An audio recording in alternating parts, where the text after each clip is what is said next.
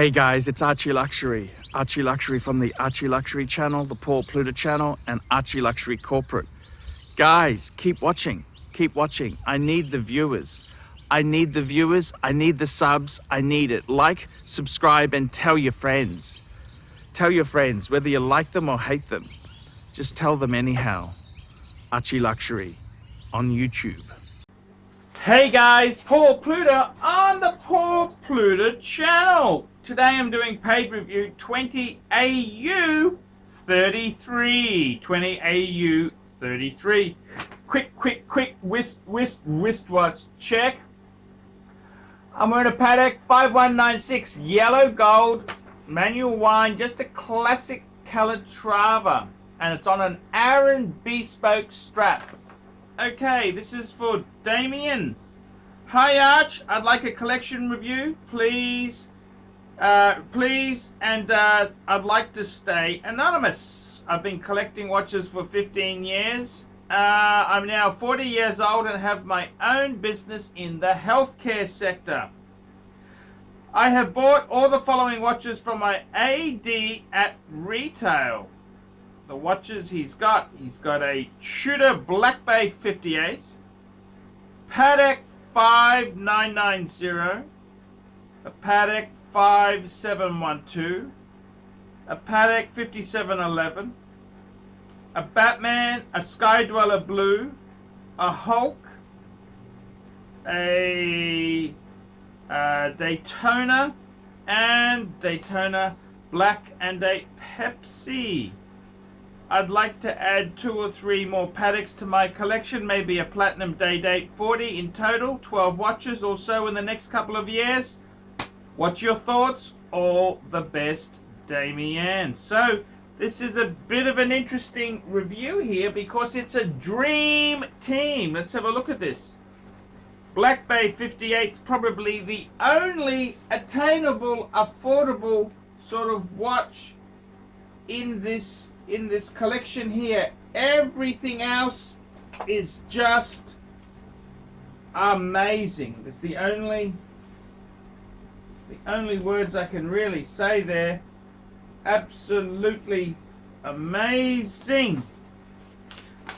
I gotta say, in all honesty there, what do I think of this collection? Well, you know, it is an interesting thing. What do I think indeed here? Well, it's all the stars. I mean, let's look at it. So he's got the Black Bay 58, which is kind of the only affordable piece. Everything else, he's got a Patek 5990, which is a chronograph travel time. Absolutely gorgeous. He's got a 5712. That's kind of the hottest, one of the hottest Pateks. Uses the 240 movement like my 6006. He's got a 5711. Probably that is the hottest Patek at the moment in the world, the 5711. You got a Batman, you got a Sky Dweller, Hulk, Daytona, and a Pepsi. So I gotta tell you, I don't know what you had to do to get these things, but those are all the super cool hot models. And you know, I gotta be honest with you, looking at it, amazing. The only problem I have with these sort of collections is that people who have them, are they doing it for the kudos, or are they doing it because they really like those models? And you know, and I gotta be honest with you, these are beautiful pieces, but they're all the super cool hot ones. You know, the biggest fear I have looking at this collection, what happens if one of these watches wasn't hot anymore? Would you dump that baby fast? That's the question I have there.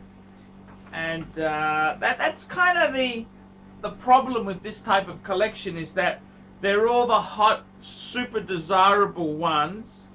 Do you have a love for it, or is it more of a love for being the man? You know, it's kind of funny. Like, I know people who are kind of, you know, their aim is to have an incredible car or an incredible watch collection, and you know that they are a bit quirky. They're a bit quirky. They whereas somebody who may not have the same financial means, they strive and try, and you know they kind of have a love, a stronger love than somebody who needs the watches that give you the validation and the hot, cool ones. And I gotta be totally honest with you, when I look at this sort of collection, it's a bit passé. And I don't know, maybe you wanted me to say, hey man, it's all cool, what a wonderful collection. It is, they are wonderful, but the big question I have is, do you really like them? Or do you like the fact that other people can't have them? You know, that's kind of the dilemma. I mean, if you love them, hey, that's fantastic. The real test of time is what happens if they fashions change. Would you stay with them? That's the thing. I gotta be honest with you, I think I cannot fault this collection in the least there. You've got three of the most desirable Patek's of all time. The Nautilus line is super, super hot.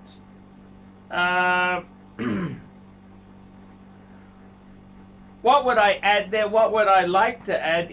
Look, I tell you honestly, I would probably try and add some lesser things there to kind of prove your cred.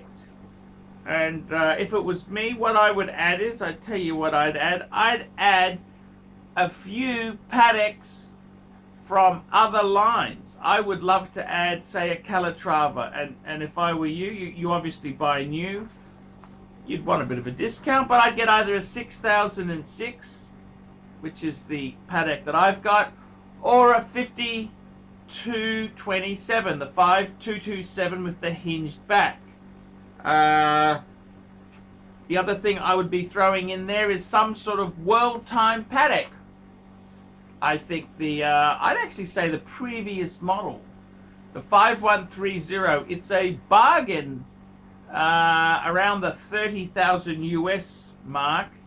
I think that's got huge potential to go somewhere. That's an amazing complication.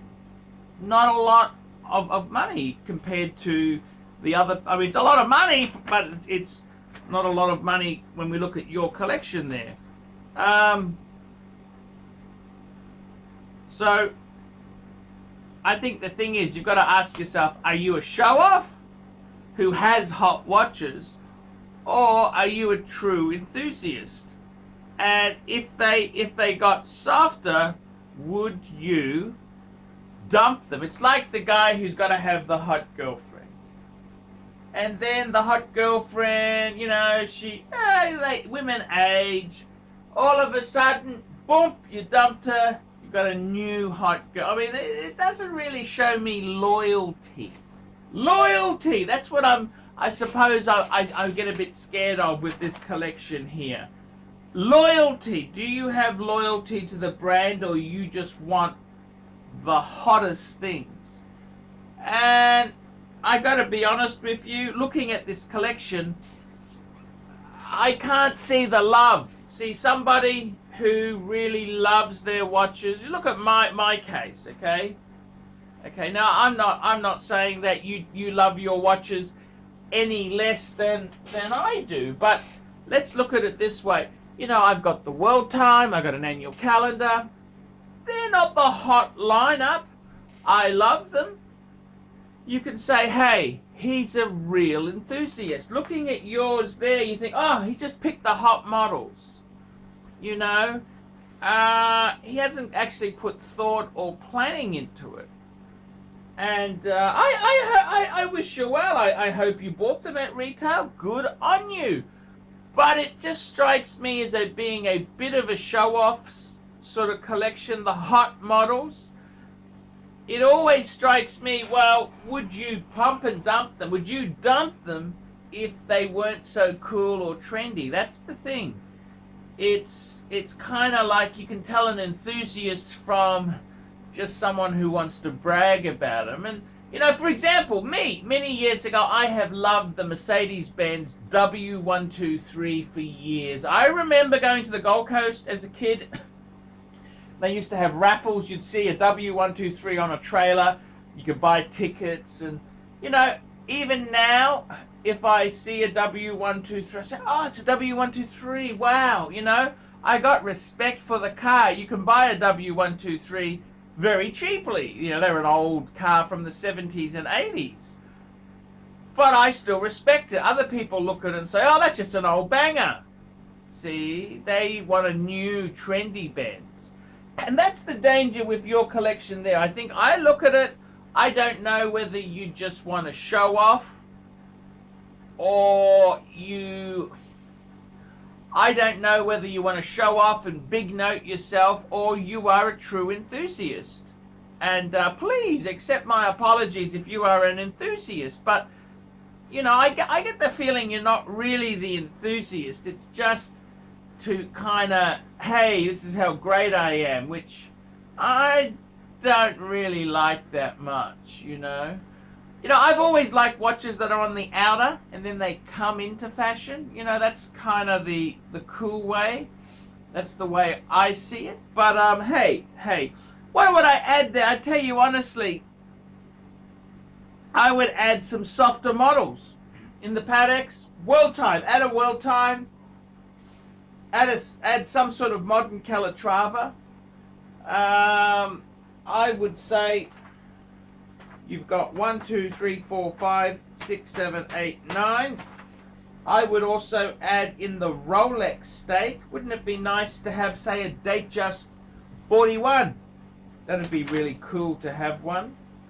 I would also add the Platinum Day. It's a bit garish. Garish is the word. Yeah, I'd add, you want to be a true enthusiast, you kind of love something. Not everything has to be super, super hot. You know, that's kind of, yeah, that's kind of, I think there's enjoyment from having things that other people don't recognize as being the greatest, you know. So, yeah, I think it's a great collection, but it's a bit show-offy. It doesn't show me. I look at your collection and I'm not convinced you are a true enthusiast. I think you're a bit of a, look at me, a bit of a wanker, you know. And I don't mean that in a nasty way. It just is a bit in your face. Look how great I am. Whereas someone who has, you know, Patek line that is not popular, you think, ooh, he's a bit quirky, but he loves his craft. So I can't see the love for these watches. I can just see you want to be the greatest. You want to show off a bit. So that's kind of where I'm coming from, okay? So I don't mean to upset you there, but that's honestly my feeling there. I think it's a bit of a show-offs collection. It's a great collection. They're all the hot models. I mean, if you want to show off, add an Aquanaut, the travel time Aquanaut, add a Platinum Daytona, add a, you know, all the hot models. That's the way to go. But if you want to be an enthusiast, oh, and add a Pepsi GMT. But if you want to be a true enthusiast, add some of the other lines that aren't so hot. You know, as I said, a world time, whether it's a 5130 or a 5230, some sort of modern Calatrava, because you like modern stuff, which is okay.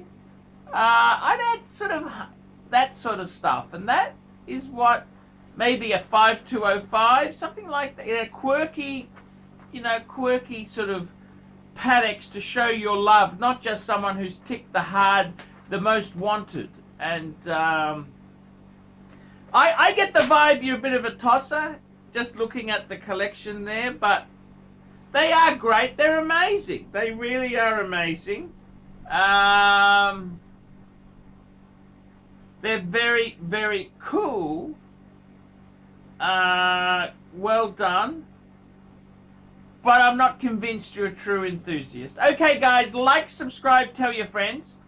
Remember to put some comments down below, negative, positive, or whatever. And remember, guys, I can't survive on Google Ads alone. These paid reviews is what keeps me making vids on YouTube. These vids keep me full-time on the YouTube. Hi guys, ArchieLuxury, and who do I recommend in America? In America, who do I recommend for quality pre-owned wristwatches? David SW, David SW, David SW. Go to davidsw.com. He is the best, the greatest pre-owned dealer in all of the United States of America. David SW, David SW, David SW. Hey guys, ArchieLuxury. Who do I recommend for watches in Brisbane and Sydney? Vintage Watch Co. That's correct.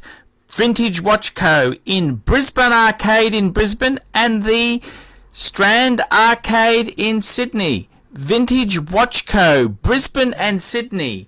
Ronnie, I've known him since the late 90s. Ronnie is a top bloke. Luke is a great guy. Vintage Watch Co.